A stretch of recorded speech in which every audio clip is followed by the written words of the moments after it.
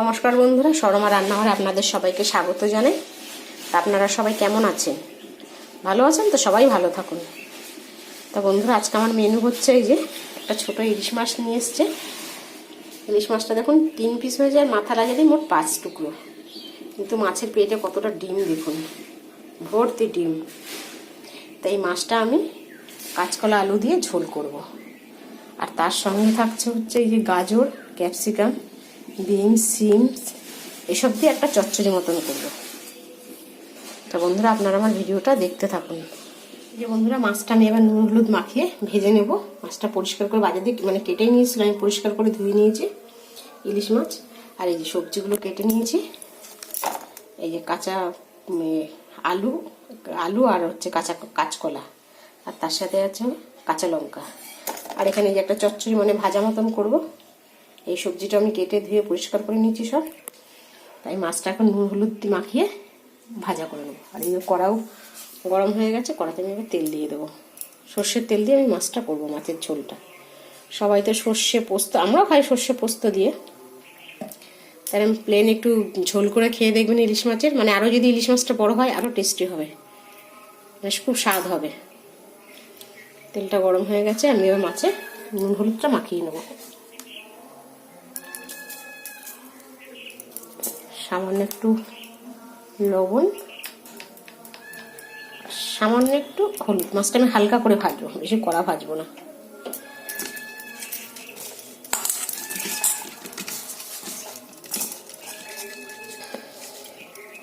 এটা আমার ঠাকুরের কড়াই বাটি ছিল জানেন, সরস্বতী পুজো থেকে এঁঠোর মধ্যে নামিয়ে দিয়েছে।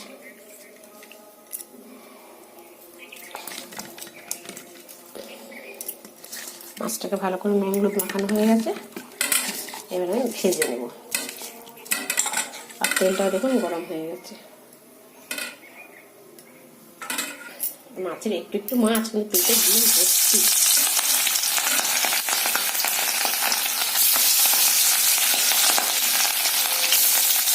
হালকা করে আমি ভেজে খাচ্ছি। এই মাছটা আমি এবার উল্টে নেবো। এক পিঠ ভাজা হয়ে গেছে।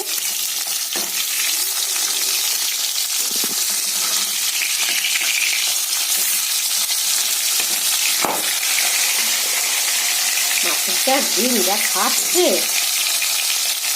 মাছটা ভেবেছিলাম যে সেরকম একটা ভালো হবে না। দেখুন মাছ ভাজার পরও অনেকটা তেল বেরিয়েছে মাছ থেকে। মাছটার ভাজা তো বেশ ভালো গন্ধ বেরিয়েছে। তো আমার ছেলে আবার এই মাছের তেলটা পছন্দ করে, মাছ ভাজার তেলটা, মাছের পেটের তেলটা নয়। তাই এই তেল একটুখানি ছেলের জন্য তুলে রাখবো, আর এই তেলেই আমি মাছের তরকারিটা করবো।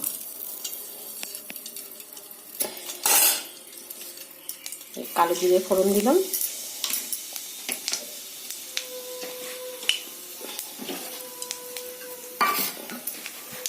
এবার কাঁচকলা আর আলুটা দিয়ে দিলাম।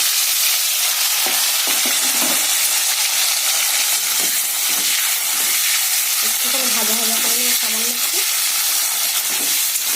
আর মাছটা ভাজার সময় ভালো গন্ধও বেরিয়েছিল।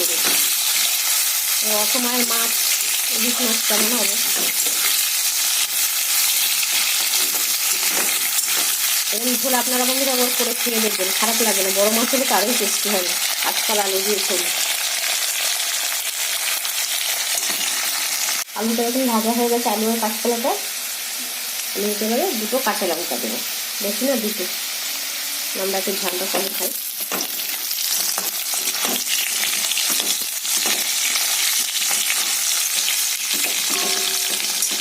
দুটো কাঁচা লঙ্কা দিলাম।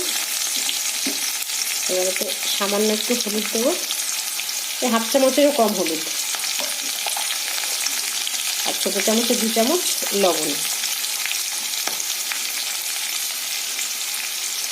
আর এর সাথে দেবো 1 চামচের 1 চামচ জিরের গুঁড়ো।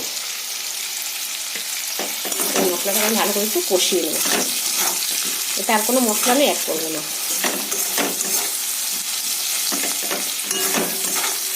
সামান্য একটু ভাজা হলে জল দিয়ে দেবো।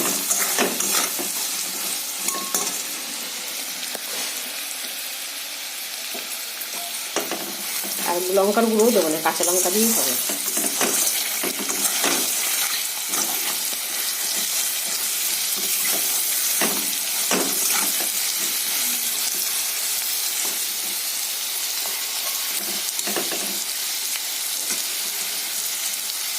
কষানো হয়ে গেছে, আমি এবার এতে জল দিয়ে দেবো।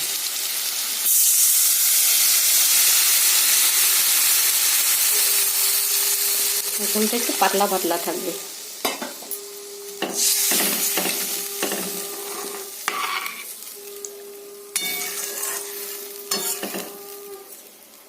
এবার আমি এটাকে চাপা দিয়ে দেবো, এবার চাপা দিয়ে দেবো।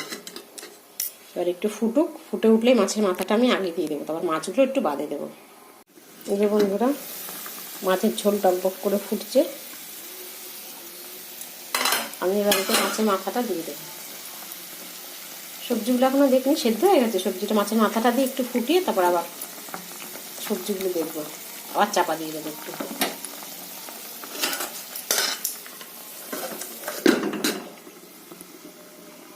আবার একটু 1 মিনিটের মতন ফুটুক, আমি আবার ঢাকাটা আবার খুলে নেব।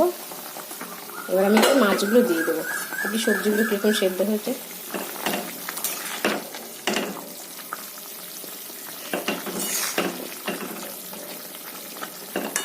হ্যাঁ, সব সবজি সেদ্ধ হয়ে গেছে। আলু, কাঁচকলা তো এমনিই নরম, আলুটাও পাতলা পাতলা করে দিয়েছি, সেদ্ধ হয়ে গেছে। এবার আমি মাছগুলো দিয়ে দেবো।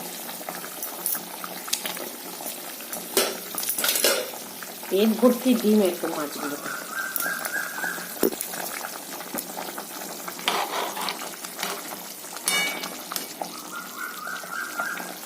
2 মিনিটের মতন ফুটিয়ে আমি এবার ঝোলটাকে নামিয়ে নেব।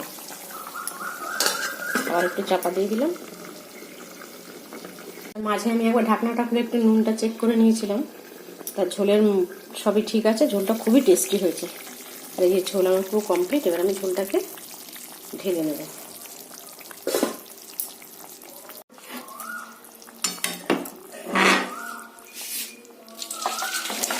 এরকমভাবে একবার মাছের ঝোল খেয়ে দেখবেন। ইলিশ মাছের ঝোল বড় মাছ হলে তো খুবই টেস্টি হবে, খুব ভালো লাগবে খেতে। আমি ভাজাটা ভেজে নেব। এই যে এই সবজিটা, কড়াটা গরম হয়ে গেছে, আমি কড়াতে সর্ষের তেল দেবো। সাদা তেলেও ভাজি, তো সর্ষের তেল দিয়ে ভাজবো, আমি এতে কোনো ফোড়ন দেবো না। তেলটা গরম হয়ে গেছে, এখন মাঝি করবি না। এবং পুজো হচ্ছে, মন্দির এসে আসছে, আমাদের পাশে লোকনাথ মন্দির আছে, সেখানে পুজো হচ্ছে। আর আমি সবজিগুলো তেলে দিয়ে দেবো।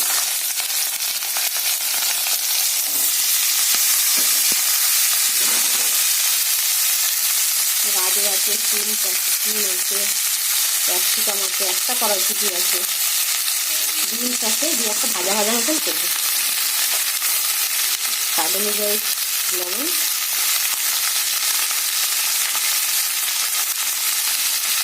সামান্য একটু গুঁড়ো হলুদ,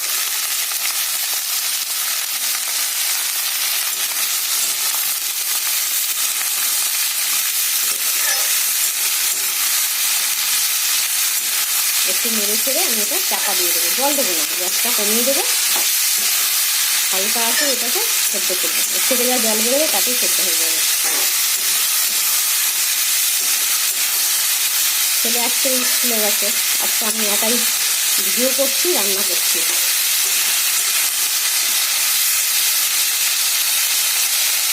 এবার আমি এটাকে চাপা দিয়ে দেবো, হালকা আছে, এবার হতে থাক।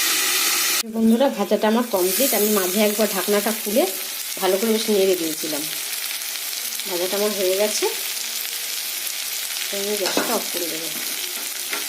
দেখতে দেখুন সুন্দর লাগছে, একটা লাল গাজর ছিল দিয়েছি, লাল গাজর, হলুদ গাজর, দেখতেও ভাজাটা সুন্দর লাগে।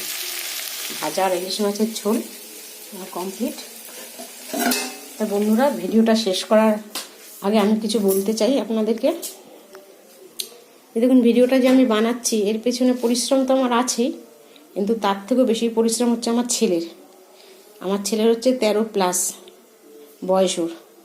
ওই ভিডিও বানায়, ওই এডিট করে ওই ছাড়ে।